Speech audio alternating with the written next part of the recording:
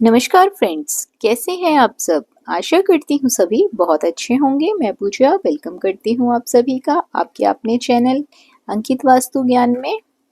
Friends, आपको बता दूं कि सूर्य देव और चंद्रदेव दो ऐसे साक्षात देवता हैं जो हमें साक्षात दर्शन देते हैं, पृथ्वी पर दिखाई देते हैं। इनकी कृपा से व्यक्ति को अनेकों लाभ प्राप्त होते हैं। जो व्यक्ति सूर्यदेव या फिर चंद्रदेव का व्रत करता है, उन्हें अर्घ देता है, उसके जीवन में कभी भी धन संपदा की कमी नहीं होती है। पुराणों में सूर्य की उत्पत्ति, प्रभाव, स्तुति, मंत्र इत्यादि विस्तार पूर्वक मिलते हैं। ज्योतिष शास्त्र में नवग्रहों में सूर्य भगवान को राजा का पद प्राप्त है।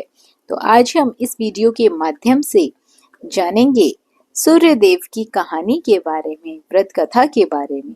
वीडियो के अंत तक जरूर बने रहें ताकि आपको भी अक्षय पुण्य फलों की प्राप्ति हो सके। फ्रेंड्स, ऐसी भी मान्यता है कि अगर कोई व्यक्ति रविवार के दिन सूर्य देव की श्रद्धा पूर्वक पूजा अर्चना करता है तो उस व्यक्ति के जीवन में सुख समृद्धि, धन संपत्ति की कभी भी कोई कमी नहीं रहती है। साथ ही सूर्य भगवान शत्रुओं से भी उसकी रक्षा करते हैं। सूर्य देव का व्रत करने के साथ साथ अगर इनकी व्रत कथा भी सुन ली जाए तो व्यक्ति की मनोकामनाएं सभी पूर्ण हो जाती हैं। तो चलिए आज इस वीडियो के माध्यम से सूर्य देव की व्रत कथा के बारे में सुनते हैं, कहानियों के बारे में सुनते हैं। प्राचीन काल की बात है, एक गांव में एक ब्राह्मण रहता था। वह ब्राह्मण सूर्य भगवान का बहुत बड़ा भक्त था। हर रोज सुबह सूर्योदय से पहले उठकर नहाता धोता, सूर्य भगवान की कहानियां सुनता और सुनाता। इन सब में उसे देर हो जाती थी और ज्यादा काम वो कर नहीं पाता था, जिसके कारण उसे अपनी पत्नी से बहुत डांट लगती थी और समाज वाले भी उसे निकम्मा कहते थे। एक दिन इन सब चीजों से परेशान होकर ब्राह्मण बाजार से पूजन की सामग्री लेकर जंगल में चला गया। वहां एक सूखी नदी के किनारे एक सूखे पेड़, पीपल के पेड़ के नीचे बैठ गया। वहां बैठकर ब्राह्मण सूरज भगवान की कहानी पढ़ने लगा और उनकी पूजा करने लगा। पूजा खत्म होने के बाद वह नदी से जल लेकर सूर्य भगवान को समर्पित करता है। जैसे ही उसके द्वारा चढ़ाया गया जल नदी और पीपल के पेड़ पर गिरता है, वैसे ही नदी साफ पानी से भर जाती है और पीपल का पेड़ हरा भरा हो जाता है। तभी सूर्य भगवान उस नदी के जल से प्रकट होकर कहते हैं, हे ब्राह्मण, मांग, क्या मांगता है। ब्राह्मण ने यह सुनकर सोचा कि यह आवाज किसी भूत प्रेत की तो नहीं है। तब वह घर जाकर यह सारी बात अपनी पत्नी को बताता है। तब उसकी पत्नी समझ जाती है कि सूरज भगवान ने इन्हें साक्षात दर्शन दिए हैं। ब्राह्मण की पत्नी उसे समझाती है और कहती है, सूर्य भगवान आपसे प्रसन्न होकर आपको वरदान देना चाहते हैं। तब ब्राह्मण अपनी पत्नी से कहता है, मैं वरदान में क्या मांगूं? उसकी पत्नी कहती है, कम शब्दों में जितना हो सके मांग लो। ब्राह्मण को सूर्य भगवान से ये मांगने को कहते हैं कि अपने महल के अंदर सोने के पालने में पर पोते को दासियों द्वारा खिलाते अपने आंखों से देख पाऊं। अगले दिन जब वह जंगल में जाता है और सूर्य भगवान की कहानी पढ़ता है, उनकी आराधना करता है, तभी सूर्य भगवान फिर से प्रकट हो जाते हैं और ब्राह्मण से वरदान मांगने को कहते हैं। तब ब्राह्मण अपनी पत्नी द्वारा बताए गए शब्दों को सूर्य भगवान को कहता है। तब सूरज भगवान यह सुनकर कहने लगते हैं कि तू तो बड़ा भोला भाला है, एक ही बार में सब मांग लिया। सूरज भगवान ने कहा, जा, तेरी इच्छा अवश्य ही पूरी होगी। ब्राह्मण जब जंगल से वापस अपने घर को आता है तो देखता है कि उसकी टूटी फूटी झोपड़ी महल बन गई है और उस महल में दास दासियां आ जा रहे हैं। ब्राह्मण पास में बैठी हुई एक बूढ़ी महिला से पूछता है, यहाँ तो मेरी झोपड़ी हुआ करती थी। उसी समय महल की खिड़की से एक सुंदर सी महिला गानों और सुंदर कपड़ों में लदी हुई बाहर आती है और ब्राह्मण से आके बोलती है, आ जाओ, यह अपना ही घर है। सूरज भगवान ने तुम्हारी मनोकामना पूर्ण कर दी है। इतना धन देखकर ब्राह्मण ने उस महिला से कहा, इतना धन का हम क्या करेंगे। तभी उसकी पत्नी ने कहा, धन से क्या नहीं होता है, दान पुण्य यज्ञ हम करेंगे।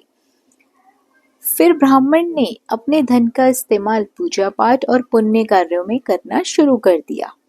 अब सभी गांव वाले राजा की जगह उस ब्राह्मण का गुणगान करने लगे।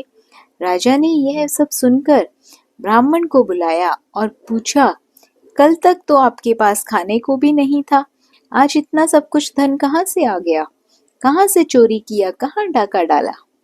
ब्राह्मण ने कहा, यह सब तो भगवान सूर्य देव की कृपा और सारी कहानी इन सभी का फल है। उसने सारा वृतांत राजा को बता दिया। राजा ने यह सुनकर उसने भी सूर्य भगवान की कहानी सुनने लगा, सूर्य भगवान की पूजा आराधना करने लगा, जिससे सूर्य भगवान ने राजा को एक सुंदर सा पुत्र दिया और उसका परिवार सुख से भर दिया।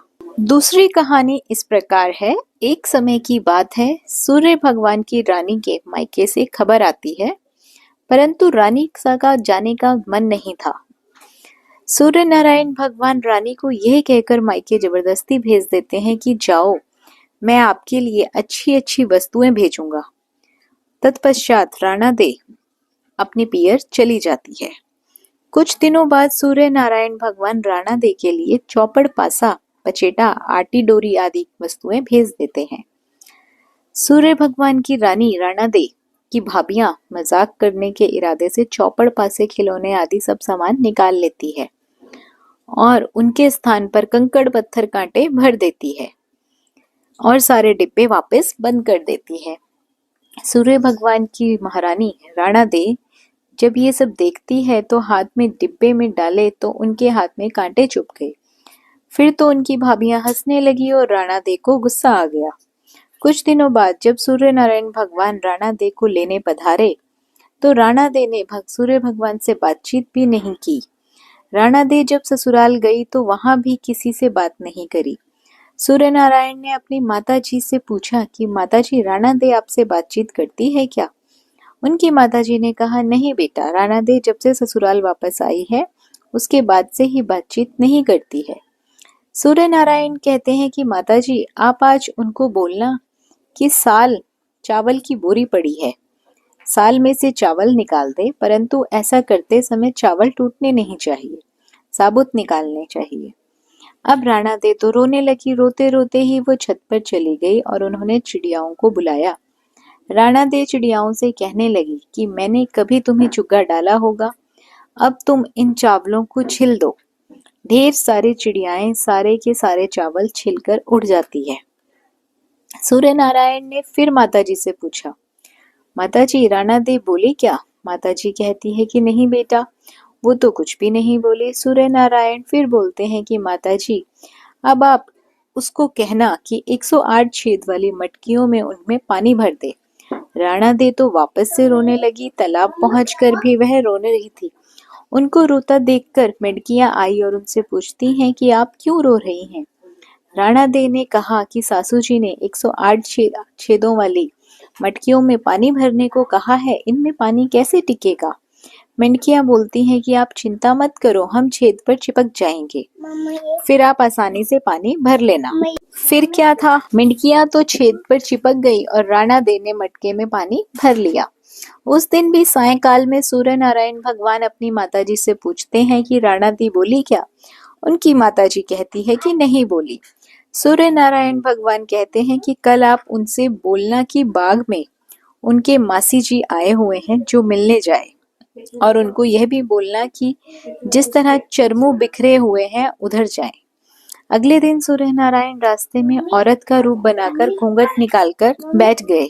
तब राणा दे उस तरफ आए तो सूर्य नारायण औरत का रूप धरकर ही बैठे रोने लगे। राणा दे ने कहा, क्यों रो रहे हो, कोई मुसीबत आ गई है क्या? आगे राणा दी बोली कि मेरे जितनी मुसीबत हो तो क्या करोगे? सूर्य नारायण बोले कि आपको क्या मुसीबत है? राणा दी बोले कि क्या बताऊं, मैं पियर नहीं जा रही थी, फिर भी इन्होंने मुझे जबरदस्ती भेजा और बोला कि मैं अच्छी अच्छी वस्तुएं और इनाम भेजूंगा, और डिब्बों में इन्होंने कंकर, कांटे, पत्थर भरकर भेज दिए। मैंने जैसे ही वस्तुएं देखने के लिए डिब्बों में हाथ डाला तो मेरे हाथों में कांटे चुभ गए। मेरी भाभियां मेरा मजाक बनाने लगी। थोड़े दिनों बाद जब वापस आई ससुराल में, फिर साल में से मुझे चावल निकालने को बोला गया और कहा कि चावल का दाना टूटना नहीं चाहिए। फिर मुझे 108 छेद वाली मटकियों में पानी भरने के लिए कहा। अब आप ही बताओ, छेद वाली मटकियों में पानी कैसे ठहरता? वो तो मटकियां मटके के अंदर चिपक गई तो मैंने पानी भरा। ये कहते ही राणा दे जोर जोर से रोने लगी। फिर तो सूर्य भगवान ने राणा दे का हाथ पकड़ा और अपना असली स्वरूप में आ गए। सूर्य भगवान बोले, चुप हो जाओ राणा दे। मैंने तो डिब्बों में चौपड़, पासा, आती, डोरा, मिठाइयाँ और अच्छी अच्छी वस्तुएं भेजी थी। आपकी भाभीियों ने ही मजाक किया होगा, मैंने नहीं किया। यह बात आप मुझे पहले ही बता देते तो आपको इतनी मुसीबतें झेलनी ही नहीं पड़ती। पुराने समय की बात है, सूर्य नारायण भगवान की जो माता जी है, वो एक दिन प्रजापति के पास जाती है और बोलती है कि हे प्रजापति, हमें 2 पर्दे वाली हांडी बना के दे दो। प्रजापति उन्हें वैसी ही हांडी बनाकर दे देता है। एक में तो वो मीठी खीर बनाती थी और एक में खट्टी और खारी राब बनाती थी। ऐसा करते काफी महीने बीत गए। राणा दे तो बहुत कमजोर हो जाते हैं। सूर्यदेव भगवान ने एक दिन राणा दे से पूछा, आजकल आप बहुत ज्यादा दुबले हो गए हो, क्या बात है? राणा दे बोलते हैं कि क्या करूं, मुझे खाना नहीं भाता है, खारा और खट्टा लगता है। सूर्य नारायण भगवान कहते हैं कि नहीं, अपने तो प्रतिदिन मीठी खीर बनती है। राणा दे कहते हैं मुझे तो वह खट्टी और खारी लगती है। दूसरे दिन सूर्य नारायण जी की माता जी थालियां परोसती है। राणा दे चक्कर थाली सरका देते हैं। सूर्य नारायण जब उन्हें ऐसा करते हुए देखते हैं तो वो अपनी माता जी से कहते हैं कि माँ, थोड़ा जल भरना। उनकी माताजी जैसे ही जल लेने जाती हैं तो इतने देर में सूर्य नारायण थालियां बदल देते हैं। सूर्य नारायण जब राणा दे की थाली से खाते हैं तो उन्हें भी खट्टी और खारी लगती है। जब उनकी माताजी जल लेकर आती है तो सूर्य भगवान बोलते हैं कि माँ, ओ माँ, आज तो भोजन खट्टा और खारा है। माताजी कहती है, नहीं बेटा, हमने तो तुम्हारे लिए मीठी खीर रखी थी, कहीं तुमने राणा दे की थाली तो नहीं खा ली? सूर्य भगवान बोलते हैं कि माँ, ए माँ, ऐसा अलग अलग भोजन क्यों बनाया? माता जी कहती है कि बेटा, हमारे सास बहू में तो ऐसा चलता है। सूर्य नारायण बोलते हैं कि नहीं माँ, ऐसा तो दुनिया में ही चलने दो, अपने महलों में ऐसा नहीं चलना चाहिए। सबके लिए एक जैसा ही भोजन बनाना। तब से सास बहू में तेरा मेरा चलने लगा। अगली कहानी इस प्रकार है। सूर्य भगवान प्रतिदिन नगरी में पधारते और सभी जीवों का पालन करते। राणा दे सूर्य भगवान से पूछते कि सुबह सुबह आप धरती लोक पर चले जाते हैं और शाम होते ही सूर्य लोक पधारते हो, पूरे दिन आप धरती लोक में करते क्या हो? तो सूर्य भगवान ने कहा कि मैं सबका पालन पोषण करने जाता हूँ। कीड़ी चींटी को कण देता हूँ, हाथी को मण देता हूँ। राणा दे बोले कि क्या सबको खाने को देते हो? कोई तो बच ही जाता होगा। सूर्य नारायण फरमाते हैं कि कोई नहीं बचता है। राणा दे वापस बोलते हैं कि किसी को बाकी नहीं रखते। सूर्य नारायण बोलते हैं कि मैं किसी को भूखा नहीं रखता हूँ, भूखा उठता है पर कोई भूखा सोता नहीं है। अगले दिन राणा दे नहाकर अपने कक्ष में पधारते हैं और एक चींटी को डिब्बी में बंद कर देती है। राणा दे प्रतिदिन नहाकर भगवान की पूजा किया करती थी और स्वयं कुमकुम चावल लगाती थी। उस दिन भी उसने कुमकुम चावल की बिंदी लगाई और जब राणा दे डिब्बी बंद कर रही थी तब उनकी कुमकुम की बिंदी में से जो चावल लगे हुए थे वो गिर गए। कुछ दाने डिब्बी से गिरे और स्नान किए हुए हाथ मुंह पे से जल की कुछ बूंदें उस डिब्बी में गिर जाती है। राणा दे को पता नहीं चलता कि डिब्बी में चावल और पानी भी चला गया है और राणा दे डिब्बी बंद कर देती है। राणा दे सोचती है कि आज सूर्य नारायण को बताऊंगी कि देखो, ये चींटी तो भूखी प्यासी रह गई है। जब शाम को सूर्य नारायण पधारते हैं तो राणा दे बोलती है कि हे सूर्य नारायण, आप तो कह रहे थे कि आप किसी को भूखा नहीं रहने देते। सूर्य नारायण बोलते हैं कि मैं सही में किसी को भूखा नहीं रहने देता हूँ। तो राणा दे बोलती है कि देखो, ये तो चींटी जो डिब्बे में बंद है सुबह से भूखी प्यासी है। ये सुनकर सूर्य नारायण भगवान राणा दे को कहते हैं कि आप डिब्बी तो खोलो। राणा दे जैसे ही डिब्बी खोलती है तो क्या देखती है कि चींटी के मुंह में चावल के कण हैं और डिब्बी में पानी की बूंदें भी पड़ी हुई हैं। राणा दे को अपनी आंखों पे विश्वास नहीं होता है।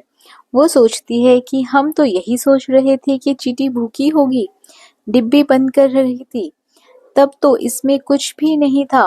राणा दे हार मान लेते हैं और सूर्य नारायण भगवान से कहते हैं कि मैं मान गई कि आप सभी की मनोकामनाएं पूर्ति करते हैं, सभी को अन्न धन से पूर्ण रखते हैं, आप सभी की पूर्ति कर सकते हैं। तो फ्रेंड्स, ये थी सूर्य नारायण भगवान की कहानियां। सूर्य नारायण भगवान को जो भी एक लोटा जल अर्पित करता है, उनकी छत्र छाया सदैव उन पर बरसती रहती है। सूर्य नारायण भगवान सभी को धन अन्न से परिपूर्ण रखते हैं। आशा करती हूँ ये कहानियाँ आप सभी को पसंद आई होंगी। वीडियो अच्छी लगी हो तो वीडियो को लाइक और शेयर ज़रूर करें। चैनल पर पहली बार आए हैं तो सब्सक्राइब करना बिल्कुल ना भूलिए। बने रहिए आपके अपने चैनल अंकित वास्तु ज्ञान में। धन्यवाद।